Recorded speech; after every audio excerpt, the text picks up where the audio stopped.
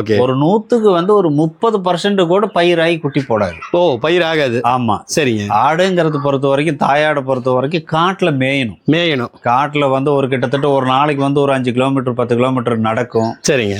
ஒரு பல வகையான பில்லுங்களை சாப்பிடுது இல்லைங்களா, அதனால வந்து அது கரெக்டான முறையில பயிராகிடும். சரி. பறன் மேல வளர்த்துறது அப்படி ஒன்றும் ஒரு பிரச்சனைக்கு ஆளாகிறது இல்லை. ஆளாகிறது இல்லை. ஆமா, இப்ப தரையில விட்டோம்னு வச்சு பாத்தீங்கன்னா புதுக்குட்டி மண்ணை சாப்பிடும். ஆமா, மண்ணை சாப்பிடும். இப்ப மழை பெய்யுதுன்னா ஒரு அடமழை பிடிச்சிக்கிச்சுன்னு வச்சுக்காங்க, செட்டு அப்படியே சகதியாயிரும். சகதி தீவனங்கிறதே பாத்தீங்கன்னா, சரிங்க, கடலை போட்டு, துவரம் போட்டு, அவரை போட்டு, பட்டாணி போட்டு, வறுகடலை போட்டு, பொட்டுக்கடலை, காராமணி கொட்டை, அவரை பருப்பு, துவரம் பருப்பு எல்லாமே கலந்துதான் அதுல வருதுங்க. கலந்துதான் வருது. அது எல்லாம் அது எங்க விளையுதுங்க போய், அதனாலதானே அதுவும் விளையுது. கண்டிப்பா கண்டிப்பா. இதுக்கு வந்து வேற ஒன்றும் யூரியா உரமெல்லாம் ஒன்றும் கிடையாதுங்க. சரி. ஒரு 7 ரூபா, ஒரு 8, 9,500 வந்துருங்க. 9,500 வந்துடும். இப்போ இன்னைக்கு மார்க்கெட் நிலவரம் பாத்தீங்கன்னா, கசாப்புக்கு விற்கிற குட்டியோடைய ரேட்டு பாத்தீங்கன்னா, சரி, உயிரிட ஒரு கிலோ வந்து 430, 440, 450 ரூபா வந்துருச்சு போடுறாங்க. ஆனா நம்ம யாரையும் இது வரைக்கும் பிபிஆர் போட சொன்னதில்லை. நாம ஏன்னா காட்டுல தான் குட்டி எடுக்கிறோம். ஓகே. ஆனா ஒரு 100க்கு ஒரு 60% பிபிஆர் வந்தோடனே போட்டுறாங்க. கொஞ்சம் நோய் எதிர்ப்பு சக்திக்காக அது போடுறாங்க. Okay okay. அப்புறம் கழிச்சல் ஏதாவது கொஞ்சம் இது குட்டிங்க வந்து தீவனம் அதிகமா சாப்பிட்டு கழிஞ்சதுன்னு வச்சுக்காங்க. சரிங்க. கழிச்சல் வந்தா அதுக்கு வந்து கழிச்சல் மாத்திரை இருக்கு.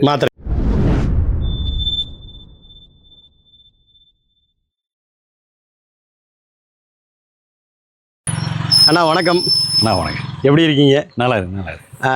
முதல்ல வந்து உங்களை பற்றி ஒரு அறிமுகம் கொடுத்துக்கிங்க. எங்கே இருக்கிறோம், நம்மளோட இந்த கட்டுத்தரையானது எங்கே அமைஞ்சிருக்கு அப்படிங்கிறத பற்றியெல்லாம் கொஞ்சம் சொல்லுங்களேன். ஆனால் சேலம் மாவட்டம், சரி, மேட்டூர் வட்டம், மேச்சேரி பக்கத்தில் புட்டாரெட்டியூர்.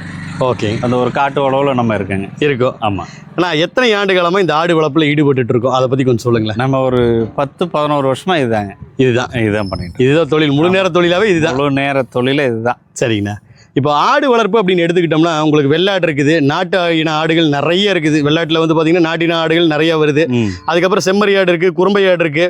ஒவ்வொரு ஊருக்கும் ஒவ்வொரு இடத்துக்கும் நிலத்துக்கும் தகுந்த மாதிரி வந்து ஆடுகள் வந்து வளர்த்திட்டு இருக்காங்க. இதில் நம்ம ஏரியாவில் நம்ம என்ன ரக ஆடுகள் வளர்த்திட்டு இருக்கோம், அதை பற்றி கொஞ்சம் விரிவாக சொல்லுங்களேன். நம்ம மேச்சேரி சேலம் டிஸ்ட்ரிக்ட் எடுத்துக்கிட்டிங்கன்னா, இந்தாண்ட தெக்க ஃபுல்லாக எல்லாமே வந்து மேச்சேரி தான். சரிங்க. மேச்சேரி பியூர் செம்பிளி தான் நல்லாயிருக்கும். ரைட்டுங்க. அதே மாதிரி இப்போது தூத்துக்குடி, ராமநாதபுரம், கன்னியாகுமரி, திருநெல்வேலி, சரி, இந்த பக்கம் வந்து கொஞ்சம் அடிக்கரிஞ்சு கொஞ்சம் போகுங்க. ஓ ஆமா, அடிக்கரிஞ்சுங்கிறது இந்த அடிக்கருப்புன்னு சொல்லுவோம். அடிக்கருப்பு அதுதான். ஆனா மேச்சேரி செம்பிளிங்கிறது அங்க வந்து கறிக்கு அந்த அடிக்கரிஞ்சு இல்லைன்னாலும் இந்த மேச்சேரி வந்து அங்க போய் அறுப்பாகுங்க. ஓ, அறுப்பாகுது.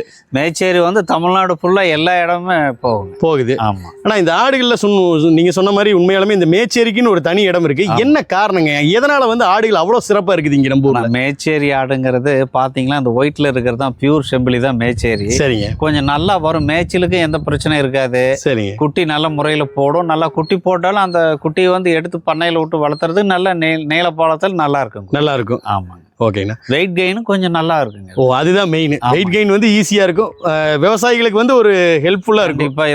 இப்போ ஒரு தமிழ்நாட்டில் வந்து பார்த்தோம்னா ஒரு 100க்கு ஒரு 70% வந்து மேச்சேரி கறி அதிகமாக சாப்பிடுவாங்க. கறி. Okay okay. கறியும் ருசியாக இருக்குன்னு கேள்விப்பட்டிருக்கேன். கண்டிப்பாக. அதுதான் மெயின் இல்லைங்களா? ஓகேங்கண்ணா, ரொம்ப அருமையாக சொன்னீங்க. ஆனால் இப்போ பொதுவாக ஆடு வளர்ப்பு அப்படிங்கிறத 2-3 வகையாக பிரிக்கலாம். அதாவது வந்து பார்த்தீங்கன்னா பட்டி போட்டு ஆடு மேய்க்கிறதுன்னு ஒன்று இருக்குது. அப்புறம் திறந்த வெளியில் மேய்ச்சல் முறையில் ஆடு மேய்க்கிறதுன்னு ஒன்று இருக்குது. அதுக்கப்புறம் வந்து பார்த்தீங்கன்னா இந்த பறன்மேல் ஆடு வளர்த்துறதுன்னு ஒன்று இருக்குது. இதில் என்ன வகையை வந்து நம்ம பயன்படுத்திகிட்டு இருக்கோம், என்ன வகையை நம்ம செய்கிறோம்? ஆனால் முன்ன வந்து பார்த்தீங்கன்னா எல்லாமே வந்து மேய்ச்சல் முறையில் வளர்த்திக்கிட்டு இருந்தாங்க. சரிங்க சரி. இப்போ இந்த வருஷம் இப்போ ஒரு பாட்டி, இப்போ நம்ம வீட்டில் வந்து ஒரு பாட்டி தாத்தா எல்லாம் இருக்காங்கன்னா, இப்போ இந்த வருஷம் வந்து இப்போ ஒரு தையல் வந்து ஒரு 10 குட்டியோ 10 ஆடோ வாங்குறாங்கன்னா அடுத்த வருஷம் தான் அதை விற்பாங்க. ஆமாம். ஒரு 4,000, 5,000, 6,000க்கு வாங்கி அடுத்த வருஷம் ஒரு 10,000 ரூபாய்க்கு வித்துட்டாவே அது பெருசு. கண்டிப்பாக. இன்னைக்கு வந்து அந்த அமௌண்ட் இருந்தால் பத்தாது. இன்னைக்கு காலம் மாற என்ன ஆயிடுச்சுன்னா தொழிலும் வந்து மாற்றிக்கிட்டாங்க. சரி. இந்த பண்ண முறையில் வந்து விட்டு வளர்த்துறது பார்த்தீங்கன்னா 3 மாசத்துல இது வந்து ஒரு டக்குன்னு ஒரு நல்ல ஒரு வருமானமா இருக்கு. Okay okay. அதனால இந்த பண்ண முறை வந்து தேர்ந்தெடுத்திருக்கோம். இப்போ நம்ம வந்து இதுல பறன் மேல ஆடு வளர்க்குறோம். பறன் மேல. ஆனா இந்த ஷெட்டோட நீள அகலம் என்னங்கிறத கொஞ்சம் சொல்லுங்க. இந்த செட்டு பாத்தீங்கன்னா 17 அடி அகலம், 52 அடி நீளம். 52 அடி நீளம். ஆனா இப்போ இந்த பறன் மேல் ஆடு வளர்க்கறதுக்குன்னு சொல்லி சில விதிமுறைகள் இருக்கு. அதாவது வந்து பாத்தீங்கன்னா குறிப்பா வந்து இந்த செட்டோட அமைப்பு இவ்வளவுதான் நீளம் இருக்கணும், இவ்வளவுதான் அகலம் இருக்கணும் ஒரு கணக்கு இருக்கு இல்லைங்களா? அதை கொஞ்சம் எக்ஸ்பிளைன் பண்ணுங்களேன். ஆனா ஒரு குறைஞ்சபட்சம் வந்து பாத்தீங்கன்னா ஒரு 20 அடி அகலம். சரிங்க. கரெக்டா இருக்கும். அதிக லென்த் இருந்தாலும் அந்தாண்ட அடிக்கிற காத்து இந்தாண்ட வந்து கிளியரா போகணும். Okay okay. அந்த அளவு இருக்கணும். ஒரு சரி. குறைஞ்சபட்சம் ஹைட் பார்த்தீங்கன்னா ஒரு 5 அடி வச்சுக்கலாம். 4 அடி 5 அடி இருக்கிறது கரெக்டாக இருக்கும். கரெக்டாக இருக்கும். 4 அடி 5 அடிக்கு மேலே வந்து அந்த பரணை இருக்கிறது சரியா இருக்குங்க. ஓகேண்ணா. ஆனால் இந்த ஷெட் அமைக்கிறத பற்றி விரிவாக பேசுவோம். அதுக்கு முன்னாடி அப்படியே உங்களோட ஷெட்டுக்குள்ளே போயிடலாங்களா? ஓகே. நான் சொல்லுங்கள், இப்போ நம்ம பண்ணையில் வந்து பார்த்தீங்கன்னா என்ன ரக ஆடுகள் இருக்குது, எத்தனை ஆடுகள் இருக்குது, அதே மாதிரி வந்து பெரிய ஆடுகள் தாய் ஆடுகள் இருக்கா, குட்டிகள் இருக்கா, அதை பற்றியெல்லாம் கொஞ்சம் விரிவாக சொல்லுங்களா? ஆனால் இப்போது நம்ம ஷெட்டில் வந்து பார்த்தீங்கன்னா நம்ம வளர்ப்பு குட்டி வந்து காட்டில் இருந்தால் மேச்சேரி செம்பிளி ரகம் வந்து எடுக்கிறோம். ஓகே, சரிங்கண்ணா. ஒரு குறைஞ்சபட்சம் பார்த்தீங்கன்னா மேச்சேரி செம்பிளி குட்டி வந்து நாங்கள் வளர்ப்புக்கு கொடுக்கறது வந்து வாரத்தில் எப்படி பார்த்தாலும் ஒரு 500-600 குட்டி எடுக்கிறோம். 500-600 குட்டிகள். ஆமாம், அதை எடுக்கிறோம். எடுத்துகிட்டு வந்து நம்ம பண்ணையில் விட்டு தீவனம்லாம் கரெக்டாக சாப்பிட வச்சு பழக்கி தான் நம்ம கொடுக்குறோம். சரிங்க. இந்த சளிக்கு டானிக்க ஓகே எல்லாமே ஃப்ரோட்டான் அது இது எல்லாம் கொடுத்து சரிங்க வந்து அடுத்த பண்ணக்கார் வந்து நம்மக்கிட்ட வாங்கும் பொழுது பார்த்தீங்கன்னா நீட்டாக ட்ரேவில் கரெக்டாக நின்று தீவனம் சாப்பிடும். ஒரு லைனாக நின்று சாப்பிட்ற மாதிரி தான் நம்ம வந்து கொடுக்குறோம். ஆமாங்க. இப்போ சுமாராக நம்மகிட்ட எவ்வளோ இருக்குங்க? நம்ம கட்டுத்தரையில் எவ்வளோ எண்ணிக்கையில் இப்போ ஆடுகள் இருக்குங்க? ஒரு 200-250 இருக்குங்க. 200-250 இருக்கு. பட் இந்த எண்ணிக்கை வந்து அப்பப்போ மாறிட்டே இருக்கும் இல்லையா? சுழற்சி முறையில் எந்தெந்த மாதிரி 400 இருக்கும், இந்தந்த மாதிரி 500 இருக்கும். ஒரே நாளையில எல்லாம் டக்குன்னு போயிடும். சரி. மறுபடியும் ஒரு 2 நாளையில நம்ம கொண்டு வந்துடுறோம். ஓகே. ஆனா பொதுவா ஆடு வளர்ப்புன்னு எடுத்துக்கிட்டாவே எல்லாத்துக்கும் ஒரு சந்தேகம் இருக்கு. ஏன் எனக்கு கூட அந்த சந்தேகம் இருக்கு. ஆடு வளர்ப்புல சில வழிமுறைகள் எல்லாம் சொல்றாங்க. அதாவது எப்படின்னு கேட்டீங்கன்னா, ஒரு 10 ஆடு வாங்கினா போதும், ஒரு வருஷத்துல அது வந்து 100 ஆடா உங்களுக்கு மாறிடும். இல்ல ஒரு 10 வருஷத்துக்கு வந்து பாத்தீங்க அப்படின்னா ஒரு 10 ஆடை வச்சிருந்தீங்கன்னா ஒரு பெரிய பண்ணையை உருவாக்கிடலாம் அப்படின்னு எல்லாம் சொல்றாங்க. தாயாடுகள் இருந்துன்னா குட்டி போடும் அப்படின்னு சொல்லி இது வந்து ஒரு அப்படியே தொடர்ந்து வரும் அப்படிங்கிற மாதிரி ஒரு கணிப்பு இருக்கு. ஆனா நிறைய இடங்கள்ல நான் பார்க்கும்போது அப்படியெல்லாம் இல்லை, அது வந்து லாபகரமா இல்லை அப்படிங்கிற மாதிரி கேள்விப்படுறேன். உங்களோட அனுபவத்தில் நீங்க சொல்லுங்க, இது எப்படிப்பட்ட ஒரு ஆடு வளர்ப்பு? ஆனா அது எப்படின்னு பாத்தீங்கன்னா, கெடா குட்டி வந்து பண்ணையில வளர்த்தி கறிக்கு வைக்கிறது தான் முறை கரெக்டா இருக்குண்ணா. சரிங்க. இப்போ வந்து நம்ம மறுக்கை வந்து வாங்கி நம்ம பண்ணையில விட்டோம்னு வச்சுக்கோங்க. சரிங்க. அதுக்கு இப்போ ஒரு 50 மறுக்கு ஒரு பேட்ச்ல விட்டு. மறுக்கைங்கிறது தாயாடு இல்லைங்களா? தாயாடு போட்டக்குட்டி. ஓகே. அதான் மறுக்குனால அதான் தாயாடு தான். சரி. தாயாடு வாங்கி விட்டு அதுக்கு 2-3 கெடாய் விட்டோம்னு வச்சுக்கோங்க. சரிங்கண்ணா. அது என்ன பண்ணணும்னா தீவனம் சாப்பிட கொழுப்பு ஏறி போயிருங்க. ஓகே. ஒரு 100க்கு வந்து ஒரு 30% கூட பயிராகி குட்டி போடாது. பயிர் ஆகாது. ஆமா. சரிங்க. ஆடுங்கிறது பொறுத்த வரைக்கும், தாயாடை பொறுத்த வரைக்கும் காட்டுல மேயணும். காட்டுல வந்து ஒரு கிட்டத்தட்ட ஒரு நாளைக்கு வந்து ஒரு 5 கிலோமீட்டர் 10 கிலோமீட்டர் நடக்கும். சரிங்க. ஒரு பல வகையான பில்லுங்களை சாப்பிடுது இல்லைங்களா? அதனால வந்து அது கரெக்டான முறையில பயிராகும். சரி. நம்ம பண்ண முறையில வந்து வளர்த்தி அது பயிர் ஆவறது வந்து இல்ல. டெய்லர் அது நடைமுறைக்கு சாத்தியம் இல்லை. முறைக்கு அது சாத்தியமே கிடையாது. நிறைய அது மாதிரி பண்ணி பார்த்துட்டாங்க. சரி. அது ஒன்றும் செட் ஆகல. ஆமா. ஓகே. அப்ப இந்த குட்டிகளை எடுத்து அதை வந்து வளர்த்து அதை ஒரு குறிப்பிட்ட காலம் வளர்த்து அதுக்கப்புறம் அதை கறிக்கோ இல்ல வளர்ப்புக்கோ கொடுக்கறது ஒரு லாபகரமா இருக்கும். நம்ம எடுக்கிறது ஒரு 13, 14, 15 கிலோவில் எடுக்கிறோம்னு வச்சுக்கோங்க. எத்தனை மாசம் குட்டி எடுப்பாங்கண்ணா? ஒரு 3, 3, 4 மாசத்துக்கு குட்டி. சரி. அந்த வெயிட்ல எடுத்தாதான் கரெக்டா இருக்கும். ரைட்டுங்க. ஒரு 90 to 100 நாள் அந்த தீவன முறை என்ன பண்ணணும் ஏது பண்ணணுங்கிறது அதை கரெக்டா பண்ணணும்னா சரிங்க. அந்த ஒரு 100 நாளைகள் அந்த குறிப்பிட்ட வெயிட் ஒரு 30, 32, 28ல இருந்து ஒரு 35க்குள்ள வரும். ஓகே. அதை பார்க்கறத பொறுத்து தான் இருக்கு. பராமரிப்பு பண்ணிட்டாங்களா நல்லா இருக்கும். சரிங்கண்ணா. இப்போ பரண்மேல் ஆடு வளர்க்குறது அப்படின்னு வரும்போதே வந்து பாத்தீங்கன்னா நிறைய நோய்களை வந்து தவிர்த்துறோம். குறிப்பா வந்து ஆடுகளோட எச்சம் வந்து அதோட உடம்புல படுறதில்ல. அதுல இருந்து வரக்கூடிய சில அந்த பாக்டீரியா வைரஸ் எல்லாமே நம்ம ஒதுக்கிடுறோம். அப்ப இந்த பரண்மேல் ஆடு வளர்ப்புல வேற என்னென்ன பிரச்சனைகள் நம்ம சந்திக்கிறோம் அதையும் கொஞ்சம் சொல்லுங்களேன். ஆனா பரண்மேல வளர்த்துறது அப்படி ஒன்றும் ஒரு பிரச்சனைக்கு ஆளாகிறது இல்லை. ஆமா. இப்ப தரையில விட்டோம்னு வச்சு பாத்தீங்கன்னா புதுக்குட்டி மண்ணை சாப்பிடும். ஆமா. மண்ணை சாப்பிடும். இப்போ மழை பெய்யுதுன்னா ஒரு அடமழை பிடிச்சிக்கிச்சுன்னு வச்சுக்காங்க, செட்டு அப்படியே சகதி ஆயிருதுப்பா. நம்ம கரண்டி போட்டு வலிக்கிற லெவல்லாம் ஆகி போயிருக்கு. ஆனா பரன் மேல இருக்கிறது அப்படி இல்லை, வெதுன்னு இருக்கிற மாதிரி தான். ஓகே. எனி டைம் எந்த பிரச்சனையும் இல்லை. சரி. கொஞ்சம் சண்டை பண்றது கூட பரன் மேல இருக்கிறது கொஞ்சம் குறையுது.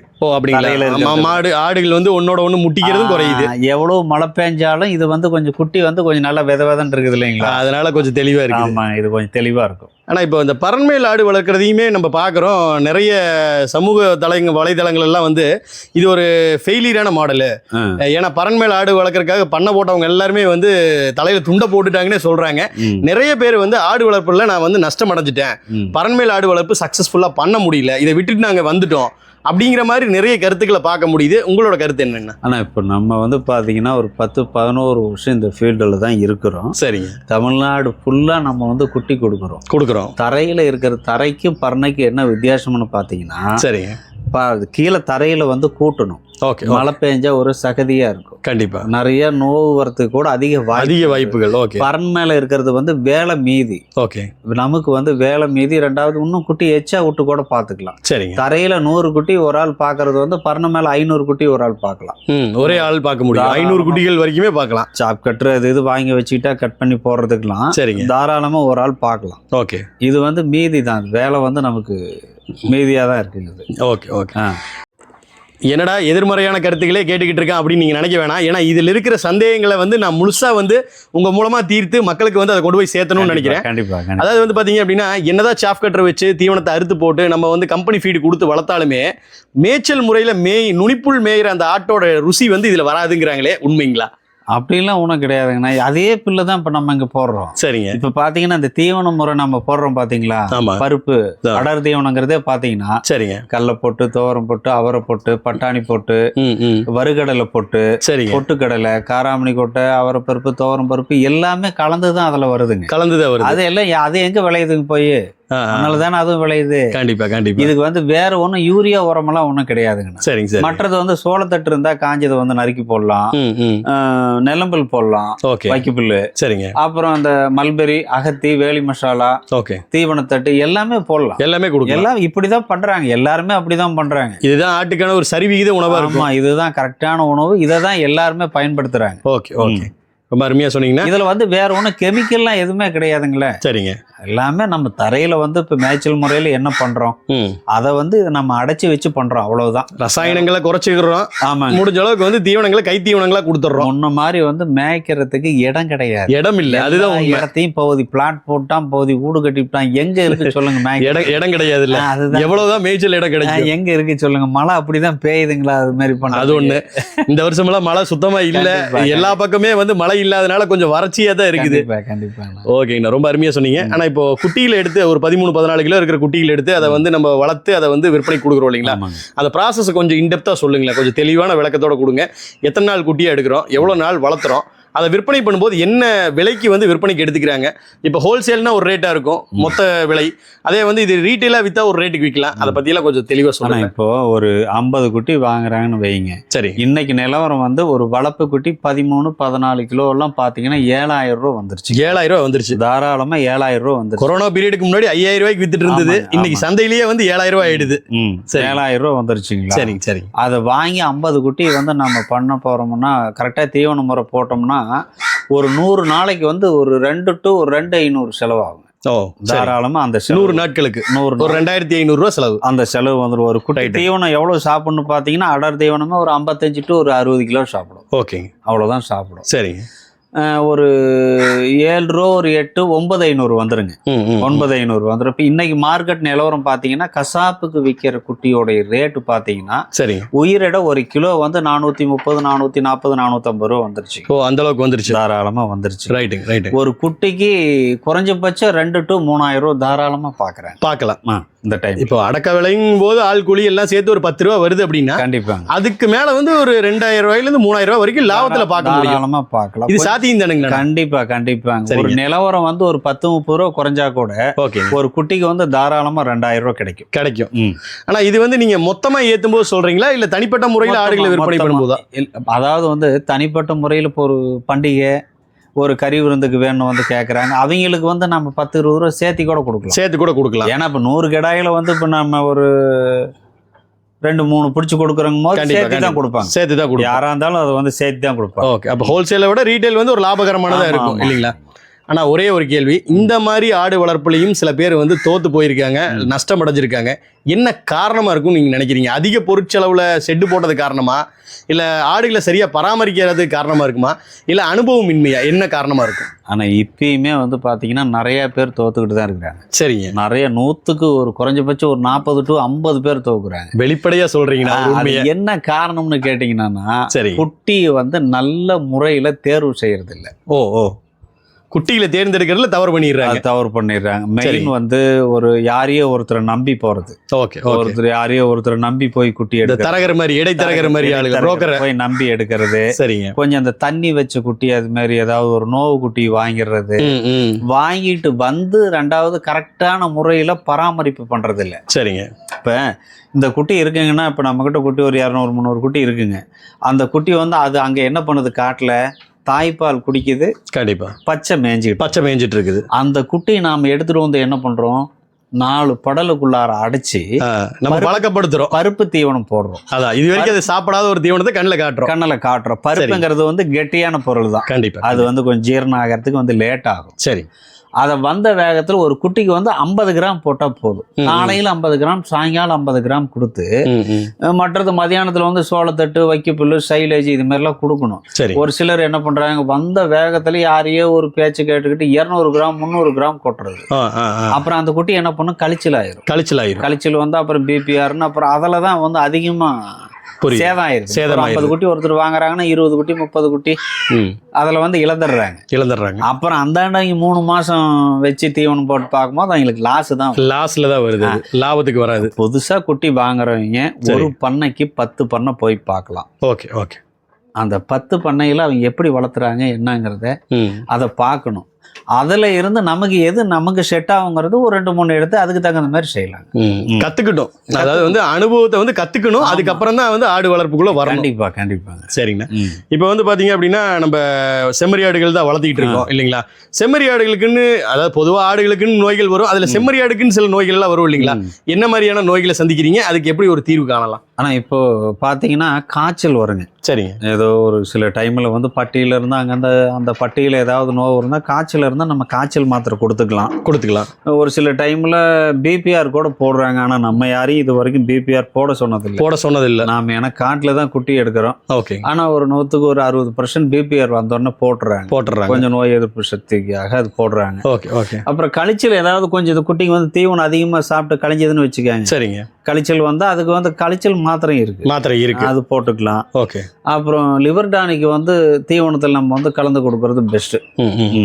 இப்போ ஒரு 100 குட்டிகள் நம்ம எடுக்கிறோம். நீங்க சொன்ன மாதிரி அந்த 3 மாச தரத்திலேயே குட்டிகள் எடுக்கிறோம். ஒரு 4 மாசம் 5 மாசம் வளர்த்துறோம். அதை வந்து கசாப்புக்கு கொடுக்குறோம். இல்லைன்னா அதை கொஞ்ச நாள் நிறுத்தி வச்சிருந்து நம்ம வந்து வளர்ப்பு குட்டிகளா கொடுக்குறோம். அப்படிங்கும்போது இந்த 100 குட்டிகள் இந்த மார்டாலிட்டி ரேஷியோங்கிறது எத்தனை % இருக்குங்க? குறைஞ்சது எத்தனை குட்டிகள் இழப்புகள் ஏற்படலாம்?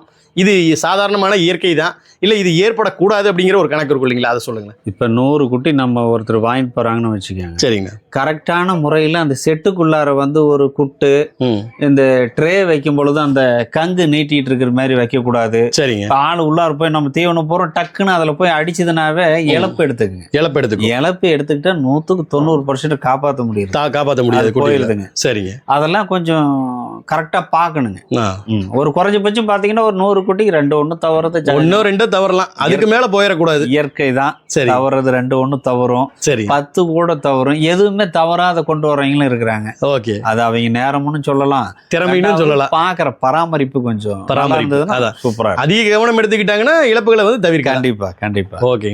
கவனமா இருக்கணும்னா சரி, ஒரு 100 குட்டி பாத்துக்கிறதுக்கு இதுக்கு ஒண்ணு பெரிய கடப்பாறை எடுத்துக்கிட்டு பொழுதுனைக்கு வெட்டுறதெல்லாம் கிடையாது. ஓகே. ஓகே. நல்லா அந்த டைமுக்கு பார்த்து அதை பண்ணாங்களாவே போதும், கரெக்டா இருக்கும். ஓகே. நல்லா இருக்கும். ரொம்ப அருமையா சொன்னீங்கன்னா. ஆனால் இப்போது குட்டிகளை எடுத்து அது வளர்ப்புக்காக கொடுத்தாலும் சரி, இல்லை கசாப்புக்காக கொடுத்தாலும் சரி, இல்லை நிறுத்தி வச்சு நம்மளே வந்து ஒரு தாயாடுகளாக மாற்றி நாளைக்கு நமக்கான ஒரு பண்ணையாக உருவாக்குனாலும் சரி, தீவனங்கிறது ரொம்ப முக்கியமானது. ஏற்கனவே நீங்கள் சொன்னீங்க நம்ம அடர் தீவனம் என்ன கொடுக்குறோம், பசுந்தீவனம் என்ன கொடுக்குறோங்கிறது. ஒன்று தான் நான் கேட்குறேன், இந்த ஆடு வளர்ப்பில் இருக்கிற சூட்சுமத்தை, ரகசியத்தை சொல்லுங்கள். ஆடு சீக்கிரம் உடல் எடை அதிகரிக்கணும், சீக்கிரம் விற்பனைக்கு கொண்டு வரணும், நல்ல உடல் எடையில் கொடுத்து ஒரு நல்ல லாபம் பார்க்கணும்னா என்ன மாதிரியான ரகசிய தீவனங்கள் கொடுக்கலாம், அதை பத்தி கொஞ்சம் சொல்லுங்களேன் எங்களுக்கு. ஆனா ஒன்றும் இல்லைங்க. இப்போ ஒரு 13, 14, 15 கிலோ குட்டி வாங்குறேன்னு வைங்க. சரிங்க. கரெக்டா அதை வந்து நம்ம ஒரு 100 நாள், 90 to ஒரு 100 நாள், 110 நாள் வச்சிருக்க வேண்டியது வருது. ரைட்டுங்க. அந்த ஒரு மாசத்துக்கு குட்டி வந்து கொஞ்சம் ட்ரையாவே, சரிங்க, கொஞ்சம் ட்ரையாவே கொண்டுட்டு வரணும். ஒரு 50 கிராம் தீவனம் ஒரு 10 நாளைக்கு. அந்தாண்ட ஒரு 100 கிராம், காலையில 100, சாயங்காலம் 100 கொடுங்க. சரிங்க. அந்தாண்ட ஒரு 5 நாள் கழிச்சு ஒரு 200 கிராமுக்கு வந்துடலாம். முதல் மாசத்துக்கு 200 கிராம் தீவனம் கொடுக்கலாம். ரெண்டாவது மாசத்துக்கு வந்து ஒரு 300 கொடுக்கலாம். சரிங்க. அந்த 3வது மாசத்துக்கு தான் ஒரு 350 to ஒரு 400. அதுதான் லிமிட்டான தீவனம். சரி. அதுக்கு மேல எச்சா கொடுத்தாலும் குட்டி பிளக்கிறதுல அப்படியே கடிச்சுக்கிட்டு பெருமுடி தான் பாயுங்க. பெருமுடி தான் பாயுது. குட்டி ஒன்றும் அந்த அளவுக்கு பிளக்கிறது இல்லை, எடை போடுறது இல்லை. அளவான தீவனம் கொடுத்து கரெக்டாக அந்தாண்ட மேந்தீவனத்தில் கொஞ்சம் நல்லா கொடுக்கலாம். இப்போ மேந்தீவனம் பார்த்தீங்கன்னா இப்போ காலையில் 7 மணிக்கு அடர் தீவனம் போட்டுரும். சரிங்க. ஒரு 12-1 மணி சுமாருக்கு பார்த்தா சைலேஜ் போடலாம். அந்த மக்காச்சோள சைலேஜ், மக்காச்சோள சைலேஜ் அது வந்து பெஸ்ட். சரிங்க. அது நல்லா இருக்கும். ஓகே. சோளத்தட்டு இருந்தா நறுக்கி போடலாம். சரிங்க. அது இந்த வைக்கிப்புல இருக்கு பாத்தீங்களா, அதையுமே கட் பண்ணி போடலாம். சாப் கட் பண்ணி போடலாம். சாப் கட்டலாம்.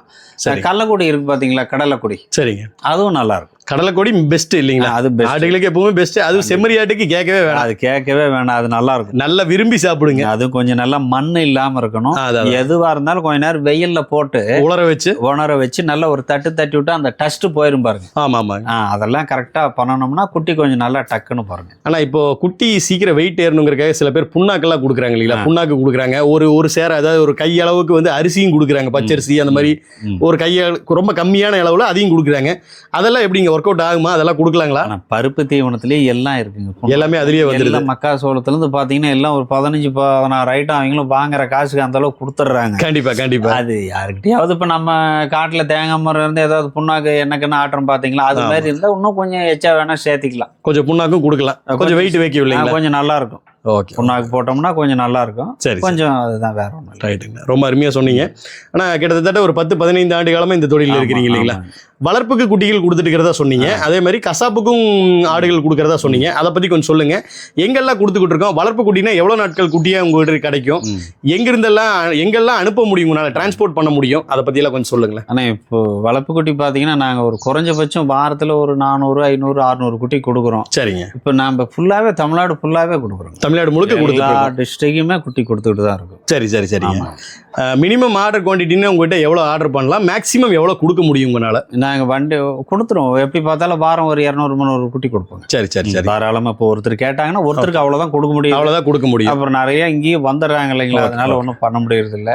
இப்போ டெலிவரின்னு பார்த்தோம்னா நம்மகிட்டயே வண்டி இருக்கு. ஓ, நம்ம வண்டியிலேயே நம்ம டெலிவரியும் அனுப்புகிறோம். ஒரு அந்த வண்டியில் பார்த்தோம்னா ஒரு 80 to 100 குட்டி ஏற்றலாம். 100 குட்டி ஏற்றலாம். சரி. கசாப்பு குட்டி வந்து நாங்களே எடுத்துக்கிறோம். நீங்களே எடுத்துக்கிறீங்க? ஆமாம், நாங்கள் கொடுக்குற குட்டி நாங்களே அன்னைக்கு வளர்த்தி கொடுத்தா நீங்களே எடுத்துக்கிறீங்களா? அன்னைக்கு மார்க்கெட் நிலவரம் என்னவோ அதுக்கு எடுத்துக்கிறோம். சரிங்க. அது இல்லாம மற்றவங்க வச்சிருக்கிறதையும் நாங்க எடுத்து வந்து வெளியில ஏத்துறோம். அதையும் வெளியில ஏத்துறீங்க கசாப்புக்காக? திருநெல்வேலி ஏத்துவோம். Okay okay. திருநெல்வேலி, மதுரை, சரி, ராமநாதபுரம், சேலம். இப்ப நான் காலையில வந்தப்ப கூட கிட்டத்தட்ட ஒரு 60 குட்டிகள் ஏத்திட்டு இருந்தீங்க. அது எல்லாமே கசாப்புக்கு தான் போகுது. கசாப்பு எங்க போகுதுங்கன்னா திருநெல்வேலி தான் போகுது. ஓகே. தென் மாவட்டங்களுக்கு வந்து நம்ம வந்து கசாப்புக்கு அனுப்புறோம். ஆமா. ஓகே. ரொம்ப அருமையா சொன்னீங்க. அவ்வளோ நம்ம குட்டி வந்து அழிச்சு கொடுக்கலன்னா நம்ம இவ்வளவு குட்டி விற்க முடியாது இல்லைங்க? கண்டிப்பா கண்டிப்பா. அதுதான் மேட்ரு. ஆனா இப்போ வீட்டு வளர்ப்புக்காக ஒரு 10 குட்டி வேணும்னு கேட்கறாங்க. ஏன்னா அவங்க கிட்ட பெரிய இட வசதி இல்ல. வீட்டுல சும்மா மேய்க்கணும், காடு தோட்டத்துல மேய்க்கணும். ஒரு 10 குட்டியோ ஒரு 15 குட்டியோ கேட்டாங்கன்னா உங்களால அனுப்பி வைக்க முடியுமா? இல்ல அவங்க நேரடியா வந்து எடுத்துக்கணுமா? எப்படிங்க? இல்ல அவங்க இப்ப என்ன நிறைய பேர் என்ன பண்ணுவாங்கன்னா, நிறைய பேருக்கு நானே அனுப்பிச்சு விட்டுருக்கேன். ஒரு சிலர் வந்து வரவும் சொல்லிடுவோம். சரி சரி. ஏன்னா அதிக குட்டி கேட்கறவங்களும் வர சொல்லிடுவோம். அவங்க கேட்கற விதம் தான். ஓகே. ஆனா நீங்க பார்த்து கரெக்டா அனுப்பிச்சு விட்டா சரி, நான் அமௌண்ட் கரெக்டா வச்சிருக்கேன், இல்லை ஜிபே பண்றதுனால பண்ணிடுறேன். Okay okay. அது நம்பிக்கை பொறுத்து தான் அனுப்பிச்சு விடுவோம். அது ஒன்றும் பிரச்சனை இல்லை. ஆனா ஒரே ஒரு விஷயத்தை உடச்சு கேட்கிறேன், நீங்க எனக்கு வெளிப்படையா சொல்லுவீங்கன்னு நம்புறேன். குட்டிகள் சுமார் என்ன விலை நிலவரத்திலிருந்து ஆரம்பிக்குது நம்ம கிட்ட? ஆனால் பார்த்தீங்கன்னா நம்மக்கிட்ட இன்னைக்கு சூழ்நிலை தீபாவளியிலிருந்து பார்த்தீங்கன்னா, தீபாவளிக்கு முன்னே பார்த்தீங்கன்னா ஒரு கசாப்பு குட்டி வந்து 360, 370 தான் போச்சு. சரிங்க சரிங்க. அதுக்கப்புறம் என்ன ஆயிடுச்சுன்னா கசாப்பு குட்டி ரொம்ப ரேர், கிடைக்கிறது இல்லை. அது டக்குன்னு 400 தாண்டி போயிடுச்சு. 450 வரலும் வித்துக்கிட்டு இருக்கு. போனோம் 400க்கே வரல, 400க்கு மேலே தான் இப்போ வித்துட்டு இருக்கு. உயிரிடைங்கிறது 450க்கு மேலே தான் போயிட்டு இருக்குது. அதனால வளர்ப்பு குட்டி வந்து சாதாரணமாகவே 7000 ரூபா வந்துருச்சு. 7000 ரூபா வந்து 7 to 7.5 வரலும் போயிட்டு இருக்கு. ஓகே. அந்த பட்ஜெட்ல இருந்து நம்ம கிட்ட கிடைக்குது இல்லைங்களா? கண்டிப்பா. ஓகேண்ணா, ரொம்ப சொன்னீங்க. இவ்வளவு நேரம் நம்ம கொங்கு ரகுபதி ஆட்டுப்பண்ணையில் ரகுபதி அண்ணனை சந்திச்சு அவருடைய அறிவார்ந்த முறையில் இந்த ஆடு வளர்ப்பை எவ்வளோ சக்ஸஸ்ஃபுல்லாக பண்ணிகிட்டு இருக்காரு அப்படிங்கிறத கேட்டு தெரிஞ்சுக்கிட்டேங்க. இந்த கிடாய் செம்மறியாட்டு கிடாய்கள் எடுத்து இதை வந்து 4 மாத குட்டிகளாக வளர்த்து அதை வந்து ஒரு நல்ல ஒரு லாபத்துக்கு விற்பனை செய்ய முடியும் அப்படிங்கிறதையும் நீங்கள் அறிஞ்சிருப்பீங்க. மேய்ச்சல் முறையில் பட்டி போட்டு ஆடு வளர்க்குறதா இருந்தாலும் சரி, இல்லை பரன்மேல் ஆடு வளர்க்குறதா இருந்தாலும் சரி, இந்த மாதிரியான செம்மறி குட்டிகள் எடுத்து ஒரு 4 மாதங்கள் மட்டுமே வளர்த்து அதை வந்து நல்ல கறிக்கு உயிர் எடைக்கு கொடுக்குறோம் அப்படின்னா அது வந்து அருமையான ஒரு லாபகரமான தொழிலாக இருக்கும் அப்படிங்கிறது உங்கள் எல்லாருக்குமே தெரிஞ்சிருக்கும். கட்டாயமாக இந்த வீடியோ உங்களுக்கு பிடிச்சிருக்கும்னு நினைக்கிறேன். இது போன்ற சுவாரஸ்யமான அடுத்த ஒரு வீடியோவில் உங்களோடு இணைகிறேன். அது வரைக்கும் வந்து பார்த்தீங்க அப்படின்னா நம்ம சேனலுக்கு புதியதாக வந்திருந்தீங்க அப்படின்னா மறக்காமல் சேனலை சப்ஸ்கிரைப் பண்ணிக்கிங்க. வீடியோக்கள் பிடிச்சிருக்கும்னு நினைக்கிறேன். பிடிச்சிருந்துன்னா உங்களோட நண்பர்கள் அனைவருக்கும் இதை ஷேர் பண்ணி விடுங்க. சரிங்களா? நீங்களும் ஒரு ஆடு வளர்ப்பாளராக மாறலாம். உங்களாலும் வந்து லாபம் ஈட்ட முடியும் அப்படின்னு நம்பிக்கையோடு இந்த வீடியோவை நான் முடிக்கிறேன்.